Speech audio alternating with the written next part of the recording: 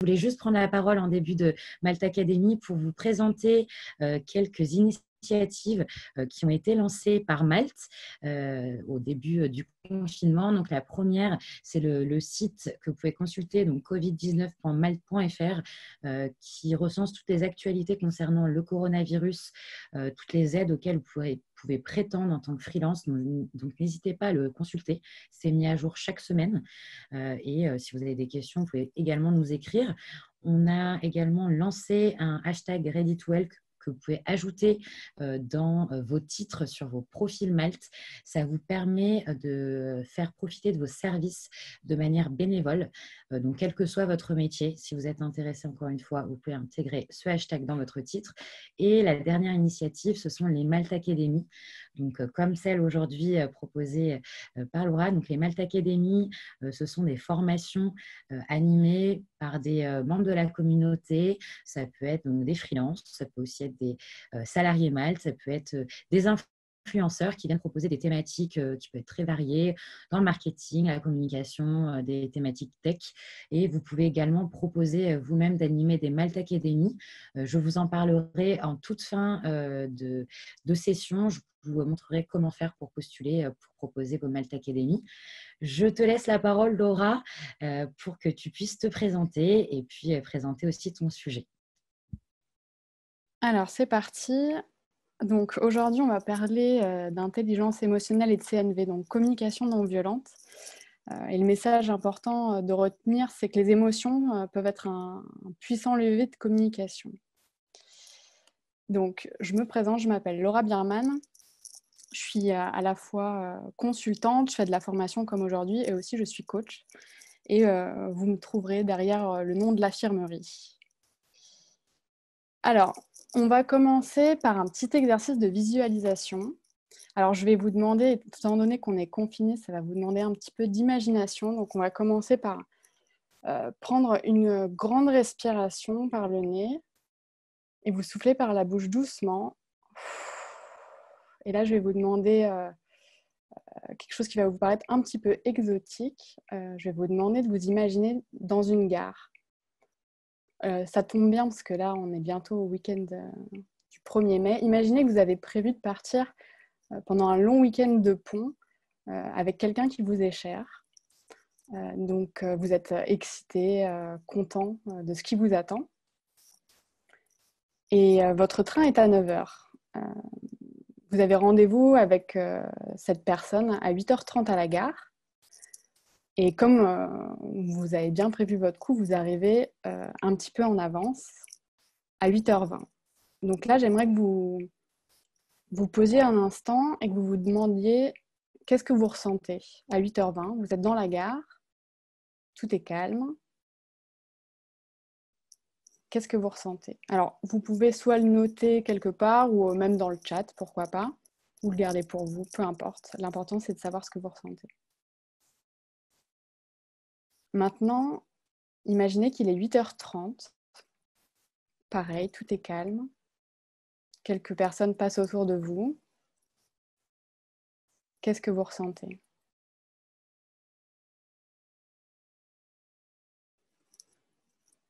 Maintenant, il est 8h40.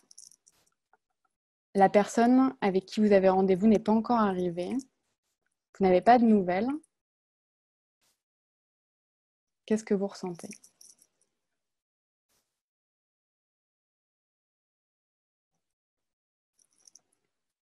Maintenant, il est 8h48. Votre train est à quai. Toujours pas de nouvelles. Qu'est-ce que vous ressentez? Et enfin, il est 8h55.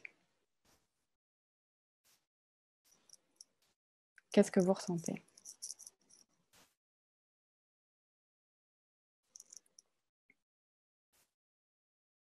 Alors, c'est de la fin de l'expérience. Il n'y a pas de bonne ou de mauvaise réponse. En fait, c'est surtout pour vous montrer que finalement, déjà, vos propres évolutions peuvent beaucoup évoluer pendant ce temps. Et surtout, il y a autant de réactions possibles que d'individus. Par exemple, il y en a qui peuvent ressentir tout de suite de l'inquiétude en arrivant ou en voyant que l'autre personne est en retard. Il y a des personnes qui peuvent être en colère, d'autres être tristes, se dire ça y est, c'est fini, il ne viendra plus jamais, etc. Et donc du coup, en fait, une seule et même situation peut provoquer chez autant d'individus vraiment énormément de contextes différents et d'émotions différentes. Donc cet exercice pour vous montrer qu'on est tous différents et on réagit vraiment tous différemment à chaque situation, même si elle est la même. Même si on la vit collectivement, on a tous une émotion assez différente. Donc, je ne sais pas si sur le chat, j'arrive pas à avoir accès en même temps que je suis en plein écran. Je ne sais pas si Fanny, peut-être tu peux, Oui. si c'est possible, nous dire s'il y a des petits panels d'émotions. Tout à fait. Donc il y a Sylvie qui nous parlait plutôt de stress. Contente, Laurence contente et impatiente de partir.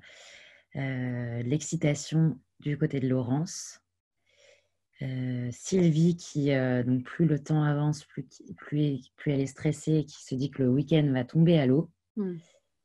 Et Aubry qui commence à s'agacer et énerver. Son ressenti à 8h48.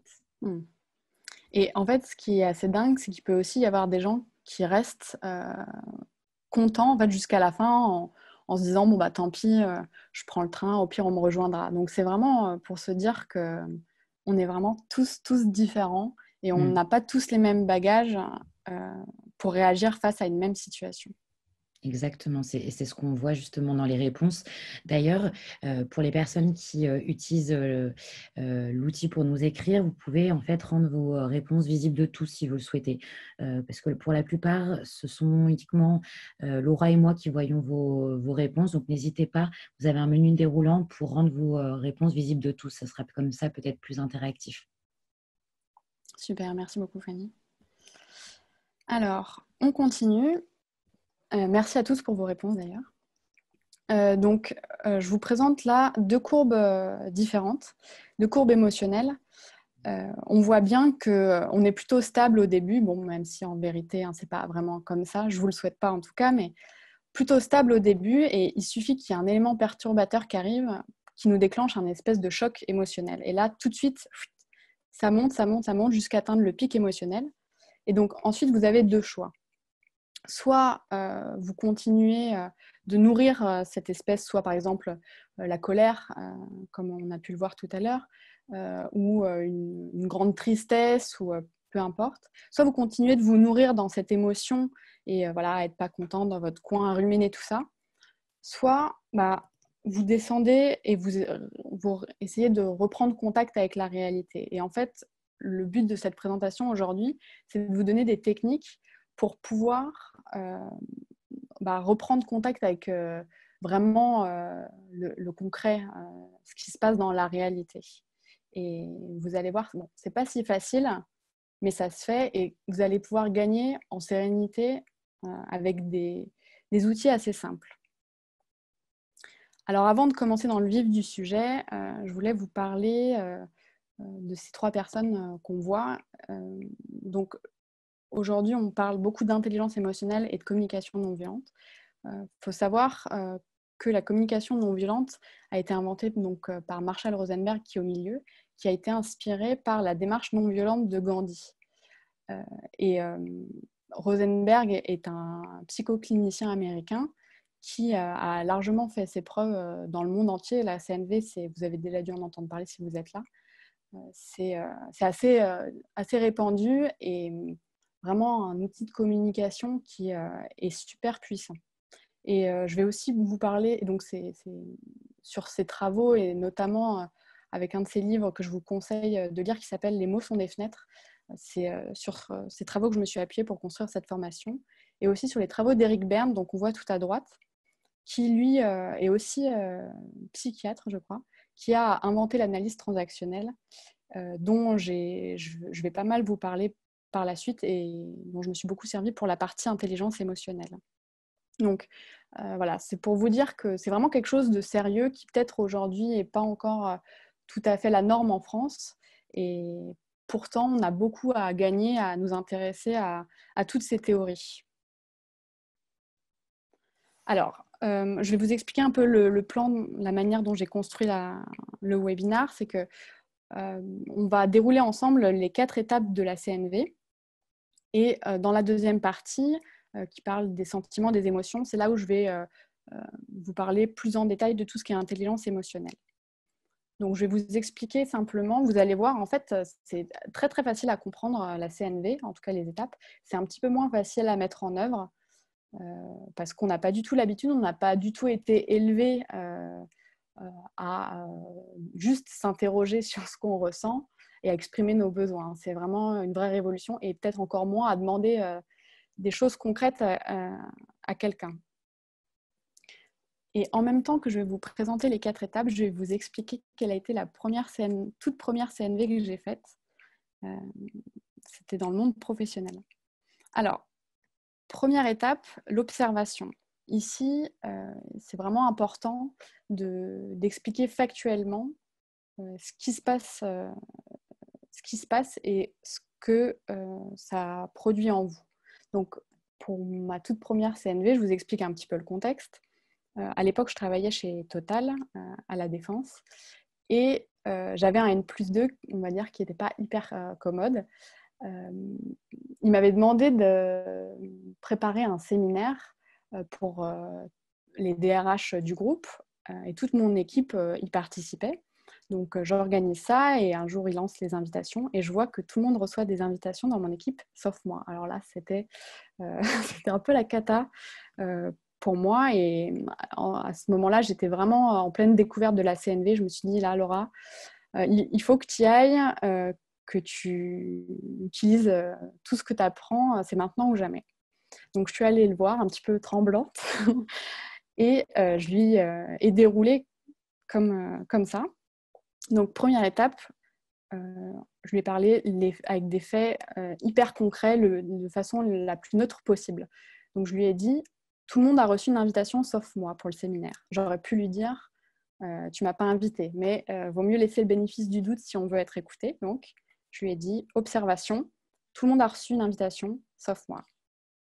Deuxième étape, le sentiment, j'exprime mon ressenti émotionnel. Là, je lui ai dit tout simplement, je me sens triste et blessée. Bon, je vous dis tout simplement, mais j'avoue, je n'étais pas hyper sereine quand je lui ai dit ça. Troisième étape, j'exprime ce dont j'ai besoin. Là, en l'occurrence, je lui ai dit, pour bien travailler dans l'équipe, j'ai besoin de me sentir considérée comme n'importe quel autre membre de l'équipe et de me sentir respectée et appartenir à l'équipe. Et dernière étape, la demande. Donc là, c'était un peu compliqué.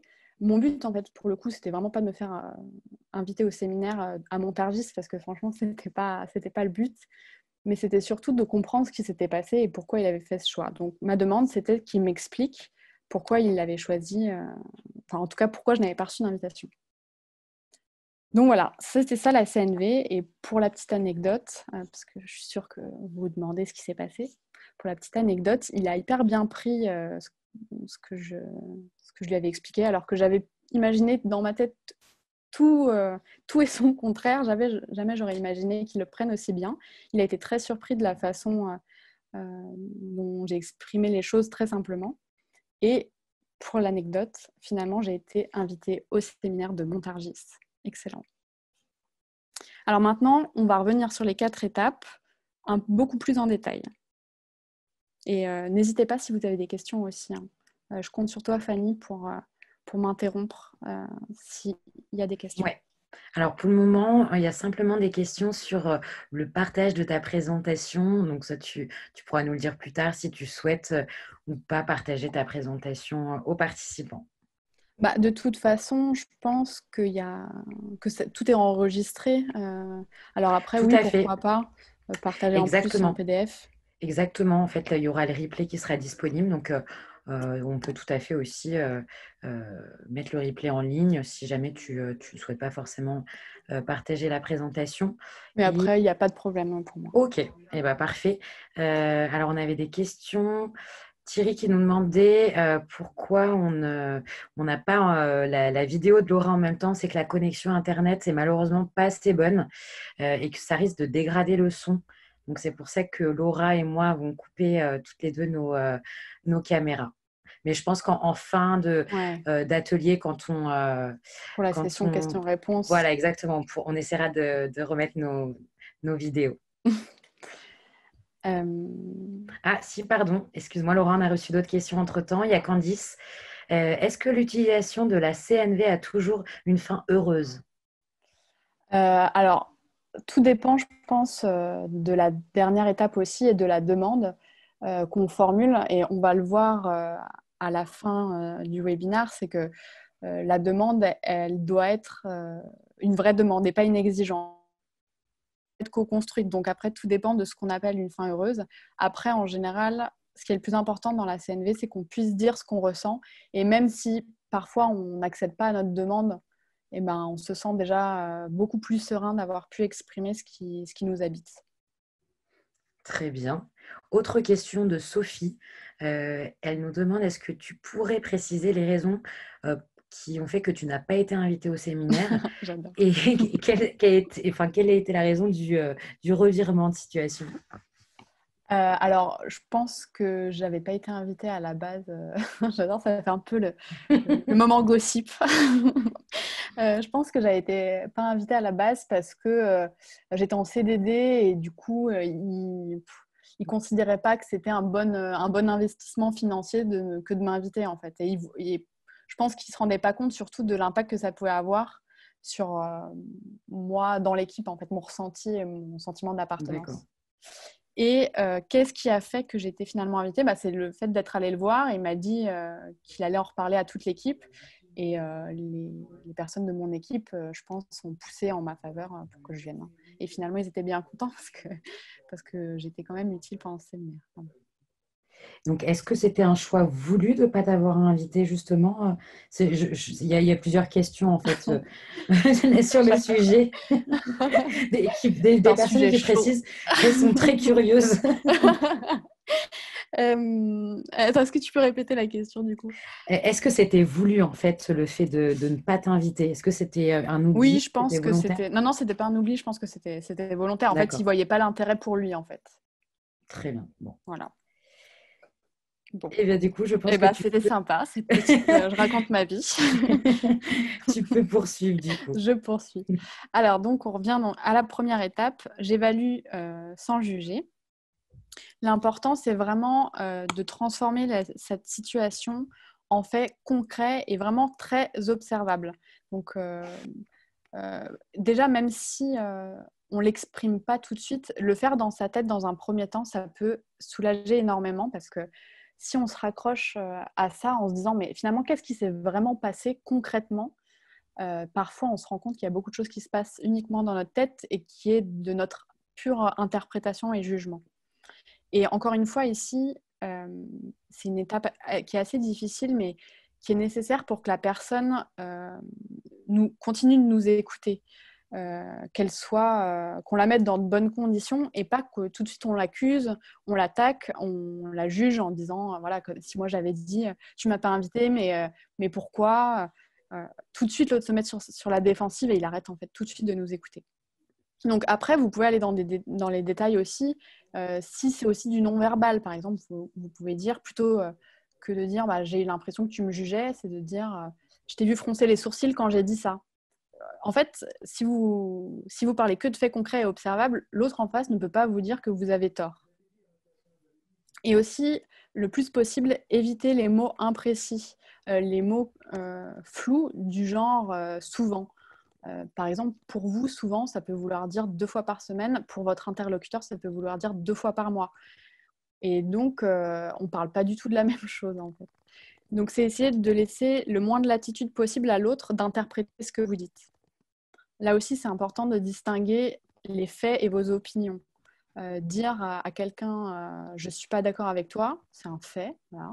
Lui dire tu as tort, là, on est sur une opinion. Et donc, voilà, bien garder à l'esprit, pas d'accusation ni de jugement, sinon ça ne fera que envenimer la situation. Et je vous ai mis cette petite image. En fait, j'aime bien cette expression de nettoyer ses lunettes. Comme si il fallait un petit peu de temps pour qu'on puisse enlever tous les filtres, en fait, toutes nos croyances entre nous et la réalité. Donc, un temps pour nettoyer ses lunettes avant de pouvoir dire ce qui s'est concrètement passé. Alors, on passe à la deuxième étape qui est l'expression du ressenti. Donc, c'est là un moment d'introspection pour prendre conscience de ses émotions. Et là, très très important de parler avec je. Donc, je suis blessée. Et surtout pas dire tu me blesses. Ouh là là, surtout pas. Ce qu'on peut appeler le tu qui tue. Là, vous êtes sûr que la conversation peut prendre un autre tournant très très vite. Alors, la petite question pour vous, d'après vous, quelles sont les 4 émotions de base? Alors là, pareil, Fanny, je compte sur toi pour me dire Ouais. s'il y a des réactions. On va attendre la peur, la première qui vient, colère, la deuxième, qui sont plusieurs à citer, et la joie. Alors, vous êtes fantastique. En fait, vous n'avez pas besoin d'être là, en fait. Il y a la tristesse aussi qui vient Bah, voilà. d'arriver. Super. C'est ça, tout à fait. Alors, attention, voyez mes petites animations extraordinaires que je vous ai préparées. Paf. Donc, la peur, la colère, la joie, la tristesse, tout à fait. Et donc, ça, c'est les émotions de base. Mais après, il y a des émotions complexes qui sont le mix de plusieurs émotions de base. Et ensuite, au sein même de ces émotions, par exemple la colère, il y a une grande échelle. Vous pouvez vous balader là-dedans, vous pouvez être un petit peu agacé et être complètement furieux. Et donc, c'est prendre le temps aussi de s'interroger sur tout ça. Quelle est l'émotion? À quel degré je suis dans cette émotion? Maintenant, c'est là où on fait un petit zoom sur l'intelligence émotionnelle. Donc, c'est parti. Comme je vous ai dit tout à l'heure, surtout pensez en je et pas en tu. Parce que la cause, elle vient de nous, pas de l'autre. L'autre peut être un activateur, mais en aucun cas, ça vient de lui. Et comme vous l'avez vu tout à l'heure, sur une même situation qui est d'attendre quelqu'un qui est en retard, on va réagir différemment. Donc, preuve en est que ça ne vient pas de l'autre, mais uniquement de nous. Donc, la tristesse, elle va être provoquée par la fin d'une situation réelle ou symbolique. Donc réelle, par exemple, une histoire d'amour, d'amitié, d'un travail, la perte de quelqu'un, d'un objet, un déménagement. Mais ça peut être aussi la fin d'une croyance que vous aviez. Par exemple, vous faisiez confiance, je ne sais pas, à quelqu'un, à une association, peu importe. Et quand ça se termine, ça vous provoque de la tristesse. La colère, elle est provoquée par l'arrivée d'un obstacle inattendu qui va bouleverser vos plans. Et c'est aussi une situation injuste qui va vous provoquer de la colère. Ensuite, la peur, ça va être une menace qui vous touche vous ou vos proches, ou alors un risque dont vous ne pouvez pas mesurer les conséquences. Donc l'incertitude, elle amène beaucoup, beaucoup de peur parce que vous êtes un peu comme si vous étiez dans le noir.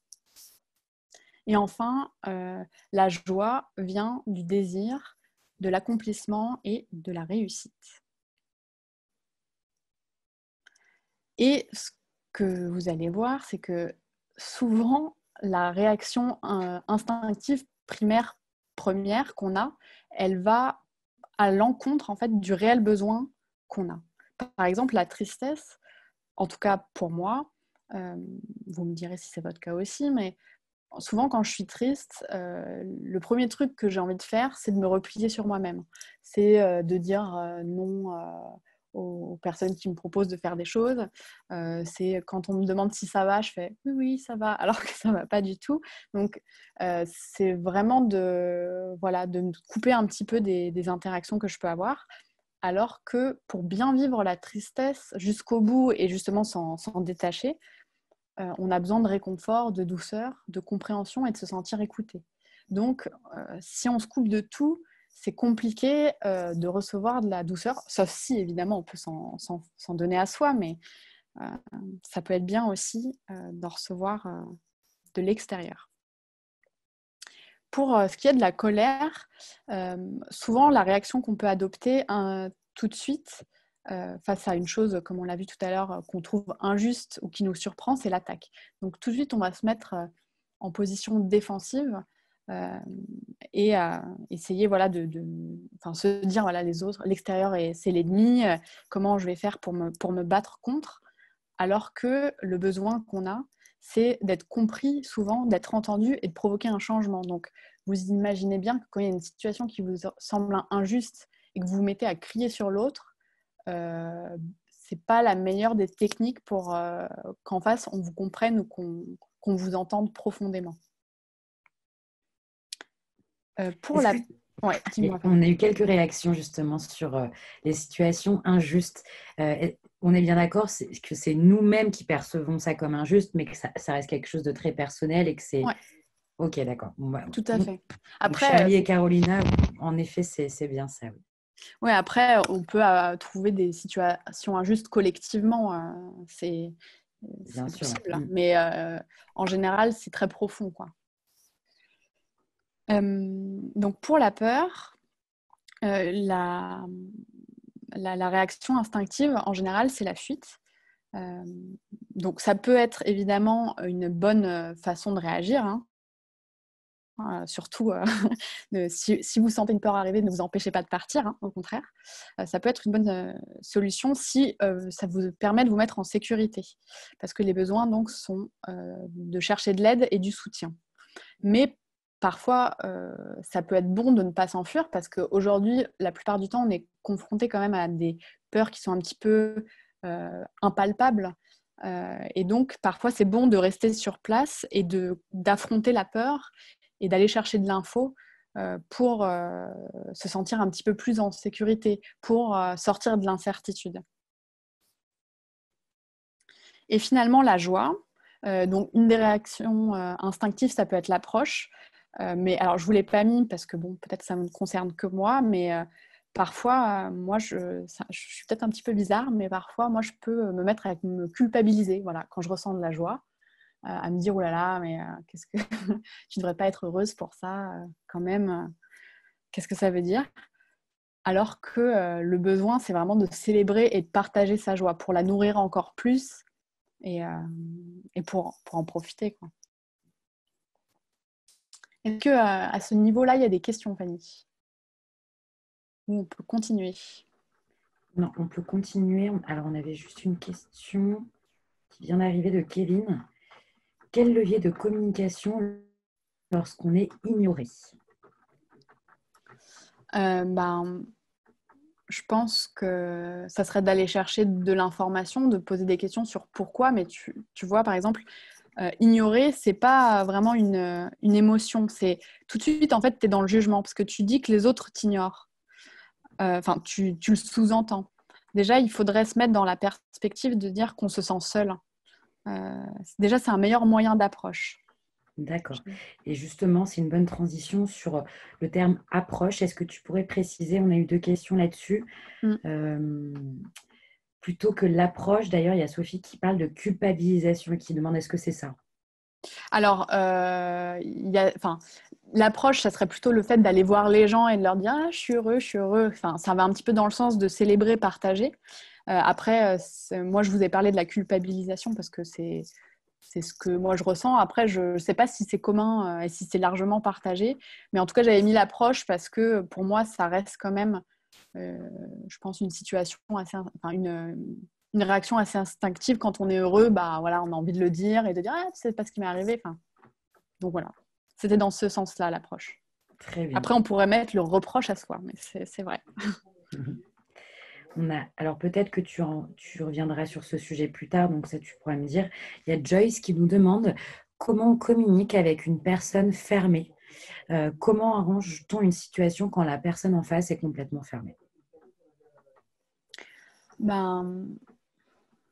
Peut-être que, alors ce que Marshall Rosenberg dit, en tout cas sur les personnes qui n'arrivent pas à écouter ce qu'on dit, même ne serait-ce qu'à entendre, lui, il a une technique, c'est de faire répéter la personne jusqu'à ce qu'elle dise exactement ce que l'autre en face dit. Et quand la personne n'y arrive pas, c'est qu'il dit qu'elle a besoin d'une empathie d'urgence, qu'on se mette à sa place et qu'on lui permette en fait de déverser tout le mal qu'elle ressent dans un espace protecteur. Donc, je dirais une personne complètement fermée, ça serait d'essayer de savoir justement pourquoi elle est fermée, pourquoi elle n'ose pas s'ouvrir.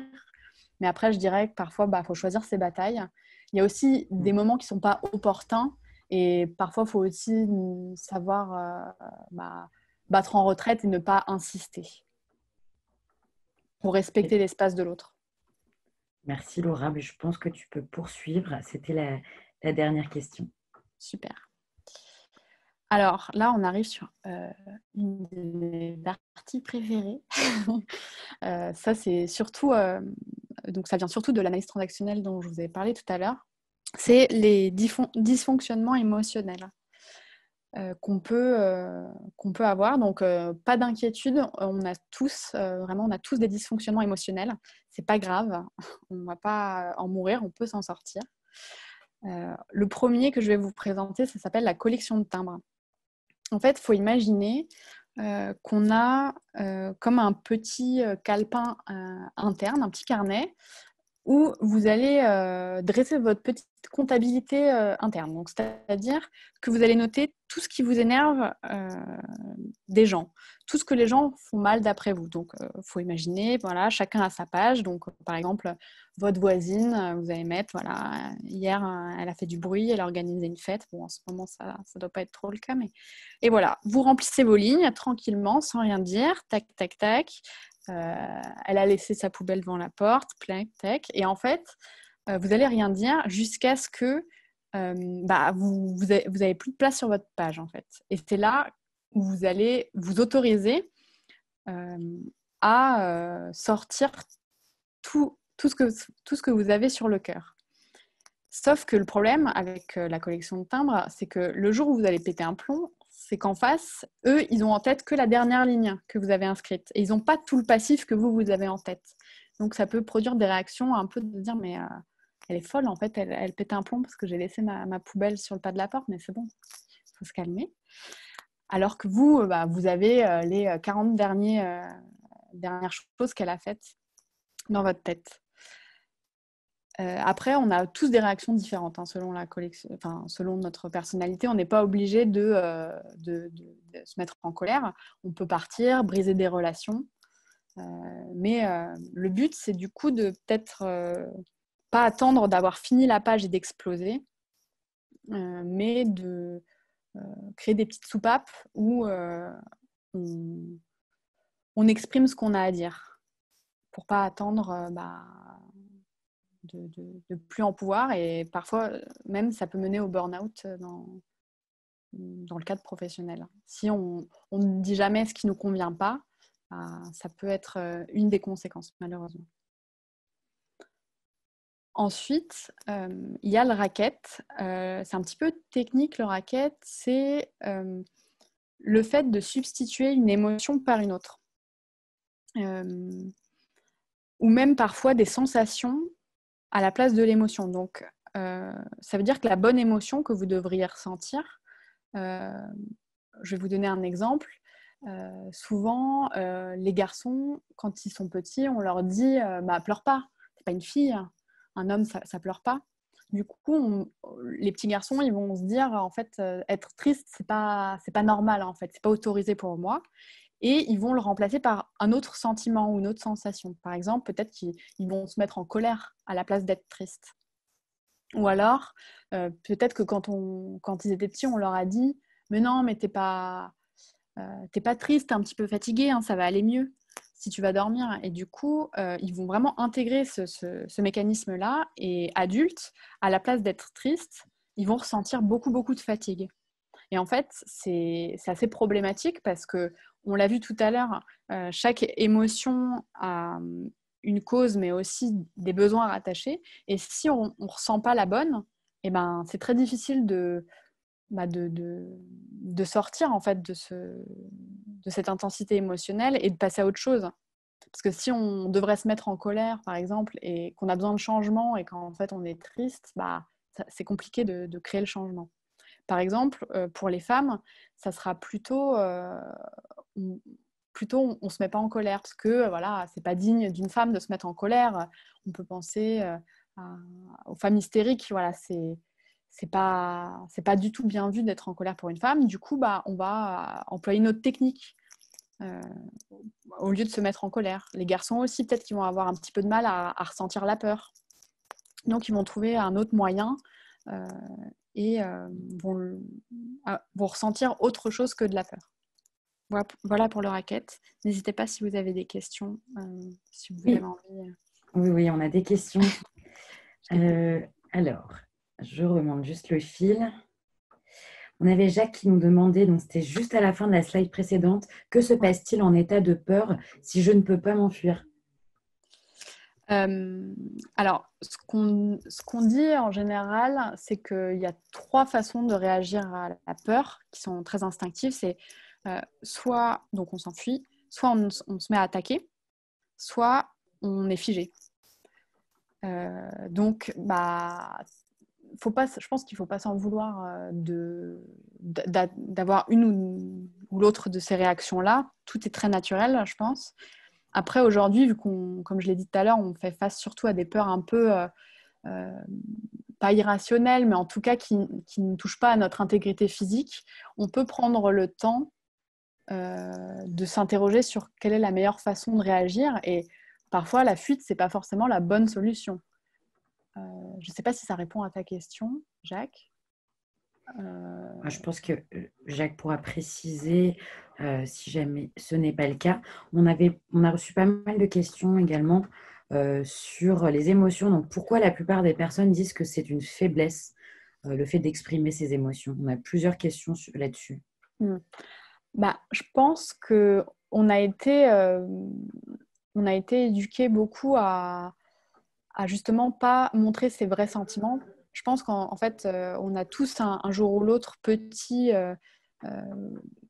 exposé ses sentiments, sa joie, et peut-être qu'on nous a rabroué. Et du coup, c'est quelque chose qui fait assez peur, en fait. Si plusieurs fois, on s'est exprimé avec une grande ouverture du cœur et qu'on a senti en face que c'était pas bien accueilli, ça nous a blessés. Et on a intégré le fait que c'est dangereux, en fait. C'est dangereux pour notre intégrité morale d'être très sincère et très ouvert dans nos émotions. Et oui, effectivement, alors je ne sais pas exactement d'où vient cette croyance que avoir des émotions, c'est être faible, mais au contraire, moi je pense que vivre ses émotions, c'est une très grande force, et pouvoir être capable de communiquer là-dessus, c'est vraiment un levier très très puissant, en fait, même dans les actions. Et je vous conseille d'ailleurs de regarder, il y a une conférencière américaine que j'aime bien qui s'appelle Renée Brown. Alors elle a fait un TEDx et il y a aussi, je crois, un documentaire d'elle sur Netflix où elle parle de la vulnérabilité, et où elle dit que être vulnérable et montrer ses émotions, en fait, c'est faire preuve d'énormément de courage.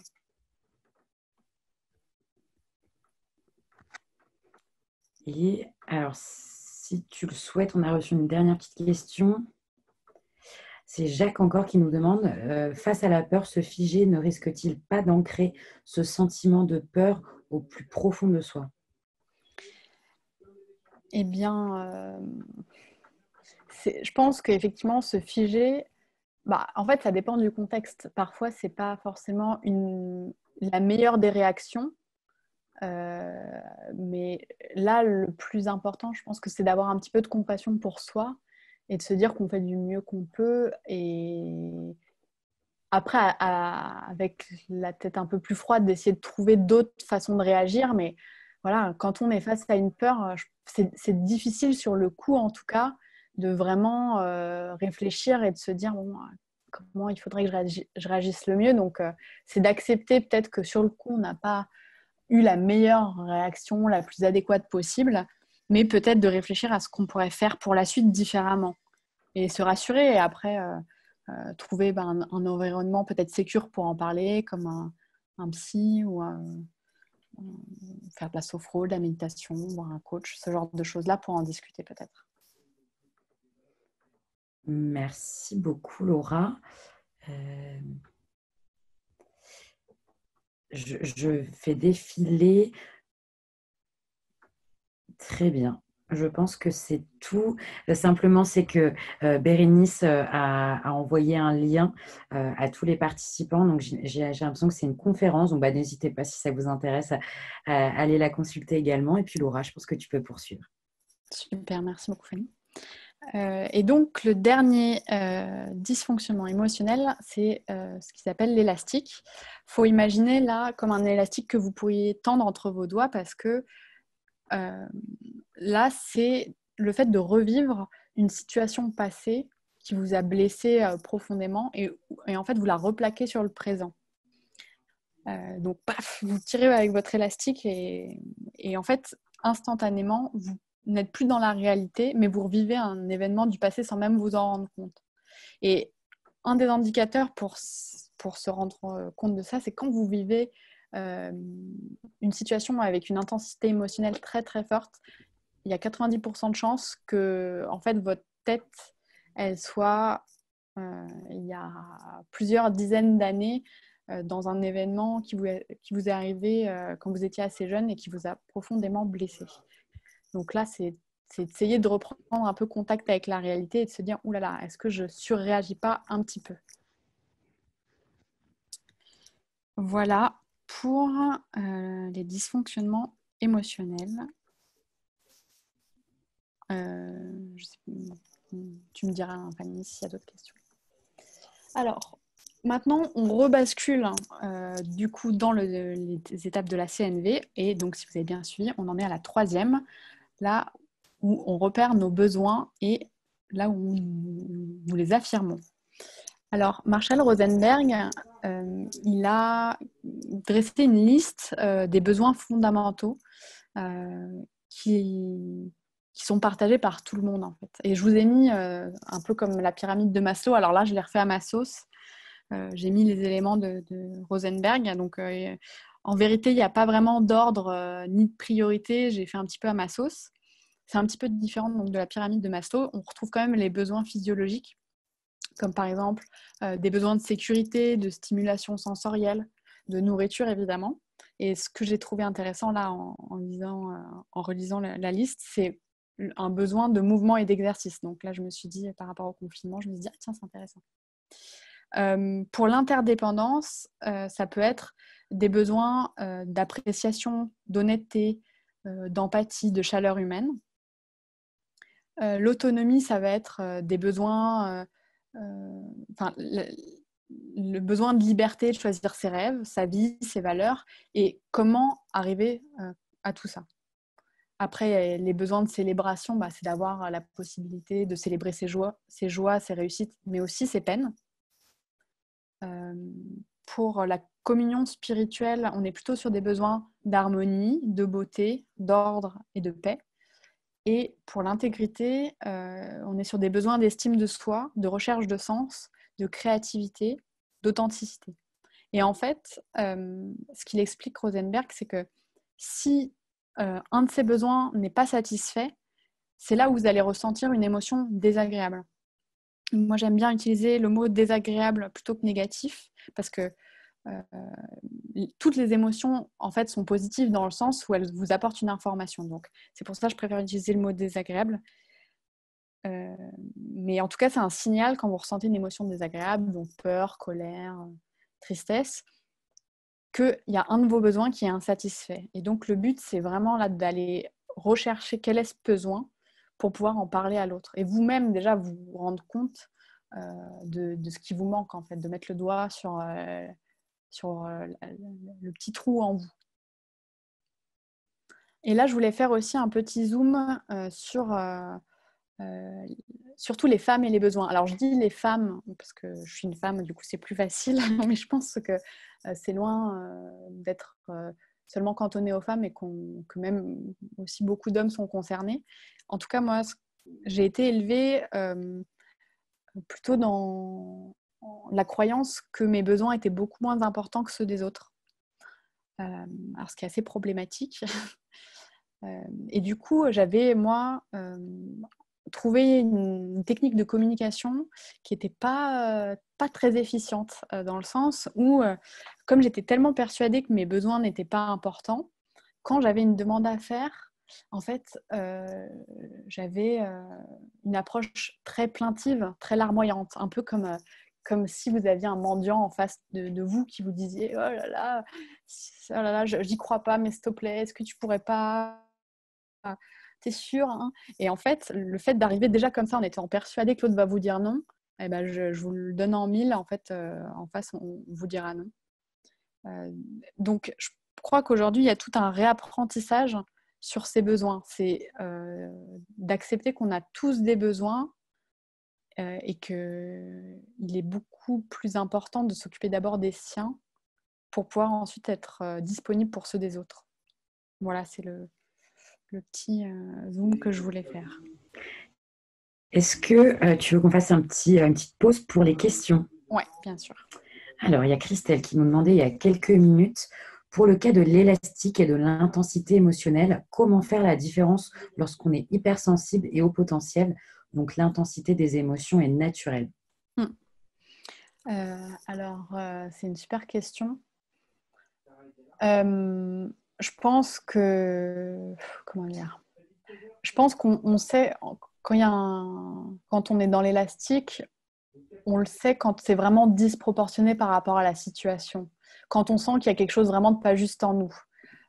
Quand on est hypersensible, on vit les choses très fortement, mais ça peut nous sembler juste. Alors que là, avec l'élastique, il y a quelque chose de l'ordre vraiment de… C'est pas normal. Même nous, avec un peu de recul, on se dit « Oh là là, mais pourquoi j'ai réagi comme ça ?» Alors que je dirais, ouais, l'hypersensibilité, c'est plus… on le vit fort, mais on sait que c'est normal pour nous, quoi. Au bout d'un moment, on commence à être un peu habitué à vivre tout de façon très, très fort. Merci Laura. Et dernière question, Kevin, comment réagir à une réponse du type « tu ne devrais pas avoir peur pour si peu, tu ne devrais pas être en colère pour si peu ». Moi, je trouve ça… moi, en général, ça me met en colère. Ça me met en colère parce que je pense que c'est vraiment quelque chose de terrible que de dénigrer la souffrance, en fait, qui est en face. Je pense que c'est pas vraiment acceptable de recevoir comment dire, de recevoir des phrases pareilles. Après, ça dépend qui vous les dit, mais vous n'êtes pas obligé de réagir. Mais en tout cas, en votre fort intérieur, vous pouvez vous dire, bah si, en fait, j'ai le droit d'avoir peur comme ça et de ne pas tolérer que quelqu'un en face puisse vous dire ce que vous êtes censé ressentir. En fait, s'il y a bien une chose qui est vraie, c'est les émotions et elles sont toutes légitimes, en fait. Elles vous donnent des informations sur ce que vous êtes en train de vivre et plus vous allez les écouter, les accueillir, les vivre jusqu'au bout, plus elles vont être peut-être plus douces et elles vont repartir vite. Donc, si on nie leur existence, ça va être un peu la cata parce qu'elles vont grossir dans leur coin et elles vont finir par un petit peu exploser. Donc, je pense que même si on n'est pas forcément obligé de dire ni de convaincre l'autre que si on a vraiment raison d'avoir peur, en tout cas, le plus important, c'est de se le dire à soi. Merci Laura. Et il me semble que c'était la dernière. Les autres, ce sont des remerciements. Donc, tu peux poursuivre. Attendez, c'est pas fini. Remercie pas tout de suite. Alors, dernière étape de la CNV, j'exprime ma demande. Donc là, il faut vraiment faire la différence, comme je vous l'ai dit au tout début, entre la demande et l'exigence. Si l'autre qui reçoit votre demande a l'impression que s'il ne dit pas oui, il va se sentir puni ou dévalorisé, c'est que c'est pas bon signe. On n'est pas du tout sur une demande, mais sur une exigence. Et je ne sais pas vous, mais en tout cas, moi, si on me dit ce que je dois faire ou si on me dit ce que je ne dois pas faire, j'ai qu'une envie, c'est faire l'inverse. En fait. C'est comme les enfants. Si on me dit saute pas dans la flaque, tu n'as qu'une envie, c'est y aller et en foutre partout. Donc, vraiment, y aller dans un état d'esprit de proposition et de se dire, OK, si je demande, c'est que je suis capable aussi d'entendre un non en face. Donc là, pour la demande, Des petites techniques, c'est donc évidemment pas d'impératif, range ta chambre, vous oubliez, de ne pas dire ce que vous ne voulez plus voir, parce que en fait, si vous dites juste ce que vous ne voulez plus, en fait, vous laissez à l'autre la possibilité de décider pour vous. Par exemple, si vous voulez dire de choisir, comment vous expliquer ça, si vous lui dites j'en ai marre que j'en ai marre, je sais pas, attendez, faut que je vous trouve un exemple parlant. J'en ai marre. Je sais pas, tiens, j'ai pas d'exemple là tout de suite. Mais en tout cas, de transformer tout en langage positif. Pour que ça soit très clair, parce que si vous dites juste ce que vous ne voulez plus, vous ne dites pas à l'autre ce que vous voulez. Et plus vous êtes précis, plus vous avez de chances que votre demande soit entendue et soit faite dans la réalité. Pareil pour les termes flous, si vous dites « j'ai envie que tu me respectes », bah, c'est un petit peu difficile de savoir ce que ça veut dire pour vous le respect exactement. Donc, il faut vraiment aller un peu plus en profondeur et dire bah voilà, moi, c'est important que tu me regardes dans les yeux quand tu me parles parce que pour moi, c'est ça le respect.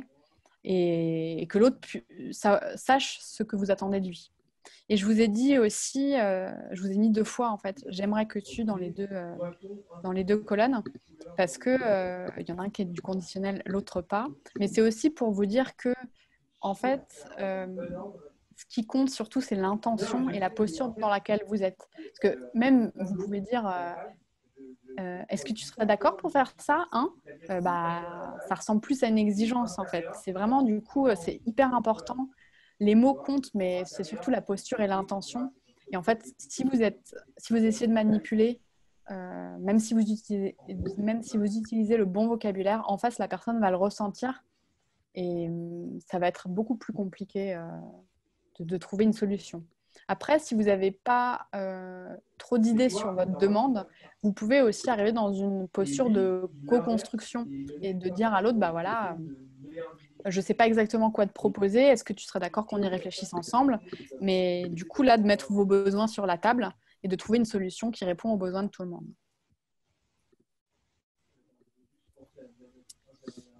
Voilà. Est-ce qu'il y a des questions, Fanny? Alors, oui, il y avait des questions sur le j'aimerais que tu qui est dans les 2 colonnes. Il y a Gauthier également qui nous disait j'ai l'impression que c'est beaucoup plus facile à mettre en place dans un milieu personnel que professionnel. Est-ce que toi, tu as tu pourrais expliquer comment des managers peuvent-ils s'emparer de ces outils? Je pense que moi, je suis pas forcément.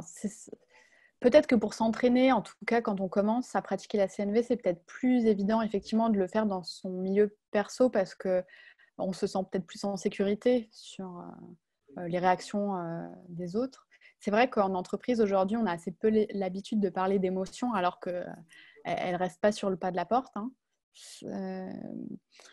Je pense que pour pouvoir utiliser la CNV, effectivement, l'idéal, ça serait que tout le monde en ait entendu parler. Ça serait déjà une bonne base pour pouvoir avoir un langage commun. Après, franchement, sans ça, c'est un petit peu compliqué, effectivement. Et dans le monde professionnel, il peut y avoir de fortes résistances quand on parle d'émotions. Ça dépend justement de l'intelligence émotionnelle de certains managers.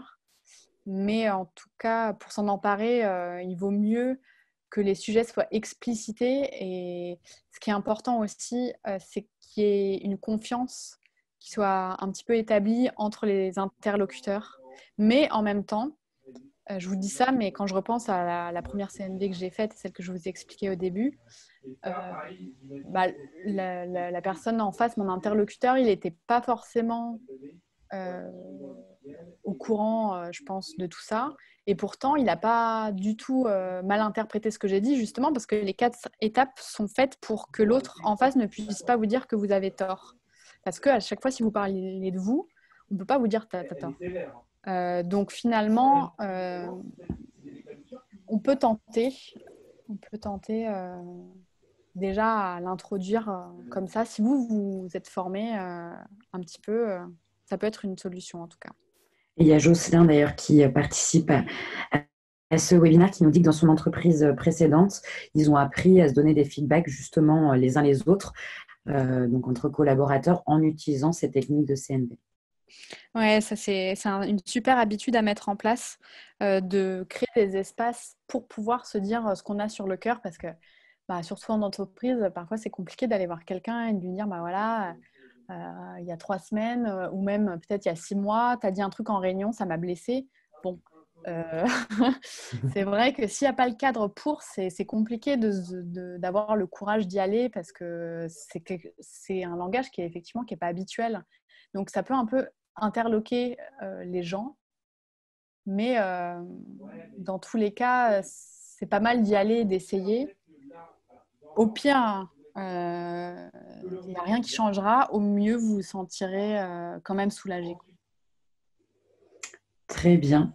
Et alors Candice qui nous dit, donc bien évidemment, tout le monde ne sera pas réceptif à ce genre et à ce mode de communication, mais elle demande est-ce qu'il faut persévérer avec une personne justement qui serait réticente et avec lequel c'est compliqué justement de mettre en place ces techniques. Je pense qu'on peut être assez surpris de la façon dont pourraient réagir les gens. Enfin, c'est encore une fois, pour l'exemple que je vous ai donné, moi j'avais vraiment imaginé toutes les possibilités et ça ne s'est pas du tout passé comme je l'imaginais. Moi je m'étais dit, il va me dire que je suis folle, que j'ai qu'à me rhabiller pour le séminaire. Enfin, et vraiment, en général, c'est assez bien pris quand même si la CNV est bien faite. Si quand on parle des émotions, on ne met pas de jugement de valeur, etc. Après, c'est clair qu'il y a des gens qui peuvent être un peu fermés, comme on en a parlé tout à l'heure. Donc, ouais, moi, la technique que je propose, peut-être, c'est d'essayer de questionner, en fait, de questionner l'autre sur ses besoins, peut-être de lui dire, mais pourquoi toi, tu n'as pas envie de communiquer ou pourquoi tu sembles réticent? Est-ce que c'est vraiment ça que tu ressens? Et après, choisir ses batailles. Je pense qu'on ne peut pas... Enfin, c'est pas que je pense, c'est impossible de changer les autres. Nous, déjà, on peut changer notre mode de communication. Après, peut-être que ça aura des conséquences sur les attitudes des gens, mais après, c'est à eux de choisir aussi, quoi. On a une autre question de Bérénice qui nous demande comment utiliser la CNV sans paraître lourd, sans avoir l'impression de réciter un peu un script et que ça ne soit pas naturel. Alors, c'est vrai qu'au début, ça prend un petit peu de temps avant de pouvoir sortir ça de façon assez fluide. Et franchement, il n'y a pas de technique miracle à part s'entraîner. Je pense que les premières, c'est hyper important de la préparer, même quitte à prendre le PowerPoint ou des trucs sur Internet et vraiment de se dire, OK, première étape, deuxième étape.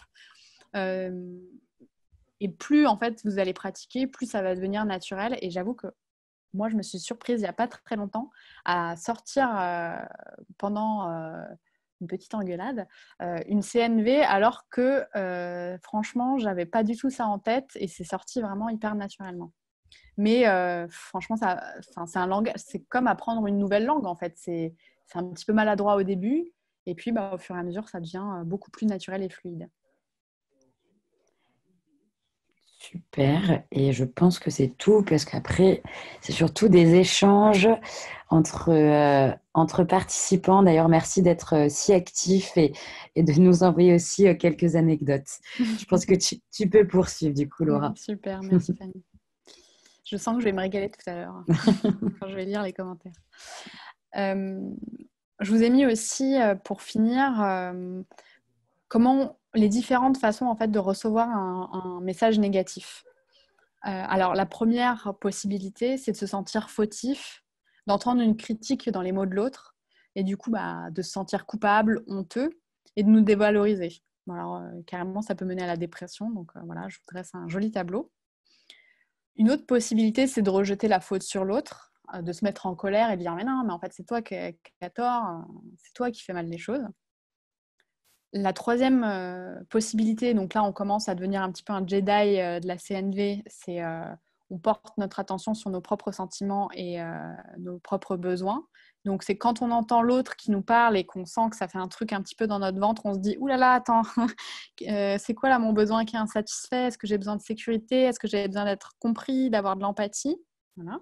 Et en fait, de faire ça déjà, et c'est comme ce que je vous ai montré au tout début avec l'histoire de la courbe, c'est paf, là, ça vous ramène tout de suite en fait dans la réalité, plutôt que de nourrir votre colère et vous dire ah, il a tort, il a tort, il a tort, ou je suis nulle, je suis nulle.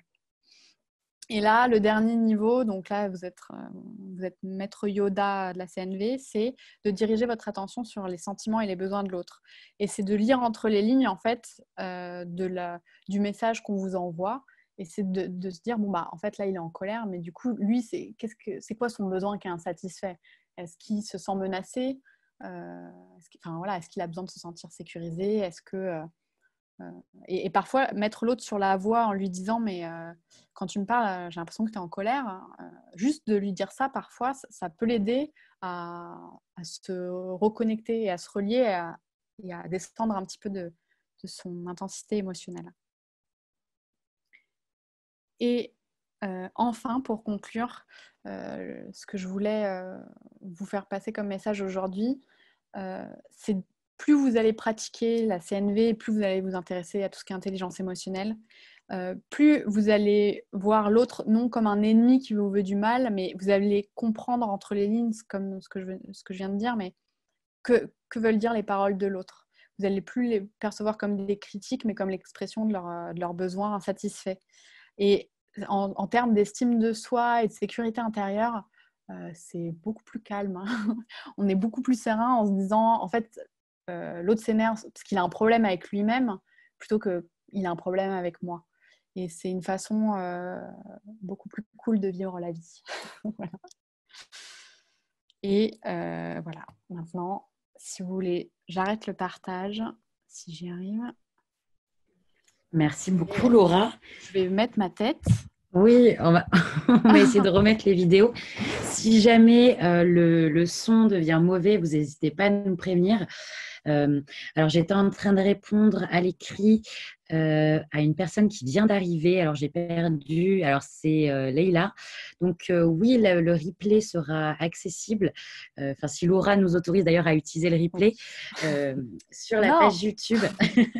Je vais refaire un petit partage d'écran justement pour vous indiquer où est-ce que vous pourrez trouver les replays des Malte Academy. Hop, je me mets juste sur la bonne page.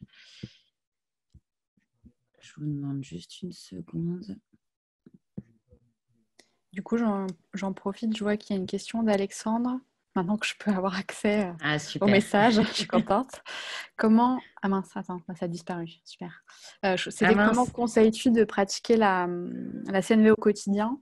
C'est de s'entraîner d'abord soi avec soi et de prendre le réflexe de se dire déjà qu'est-ce qui nous arrive en fait. Je pense la première étape, c'est de se dire quelle émotion on ressent. Et vous pouvez trouver sur Internet, ou je ne sais pas si j'ai la possibilité ensuite de vous envoyer des documents, mais des listes déjà d'émotions pour vous habituer à avoir un langage beaucoup plus riche en fait, que ce qu'on a l'habitude d'avoir, avec des niveaux différents, des émotions qu'on n'a pas l'habitude de voir, pour être un peu plus en contact avec ça. Et voilà, essayer de voir avec les 4 étapes comment vous pouvez les remplir. Déjà, vous faites ça avec vous-même. Et après, vous pouvez tester avec d'abord un cercle proche, peut-être des personnes où vous savez qu'ils sont bienveillants et où ça vous fait moins peur, c'est un moins fort enjeu pour vous. Et après, voilà, élargir de plus en plus et en faire une habitude. Merci Laura, parce que je te propose, si tu es d'accord, c'est que tu pourras m'envoyer par mail la présentation et éventuellement tous les liens ou documents que tu souhaites partager aux participants. Et puis moi, je vous enverrai à tous toutes ces informations-là. Et également, donc, juste pour vous montrer, vous avez le site maltacademy.com que je suis en train d'afficher à l'écran, où vous pourrez accéder à tous les replays. Donc, le replay de Laura sera accessible certainement en début de semaine prochaine. Vous pouvez également proposer d'être speaker comme l'a été Laura aujourd'hui si vous voulez présenter une Malte Academy, que vous voulez absolument parler d'un sujet et qui peut intéresser à la fois des freelances inscrits sur Malte ou des clients. Vraiment, n'hésitez pas, vous pouvez participer directement. Et on met à jour, bien évidemment, le programme des Malte Academy au fur et à mesure. Donc, en vous connectant à la page, vous verrez le programme des 2 prochaines semaines à peu près. Voilà. Et alors, je ne sais pas si on a reçu d'autres questions, parce qu'on a reçu beaucoup, beaucoup, beaucoup de remerciements, Laura. Donc, vraiment, merci, parce que c'était vraiment très, très chouette, super intéressant et très agréable à suivre comme formation. Je suis en train de remonter le fil. J'ai l'impression qu'il n'y a pas forcément beaucoup.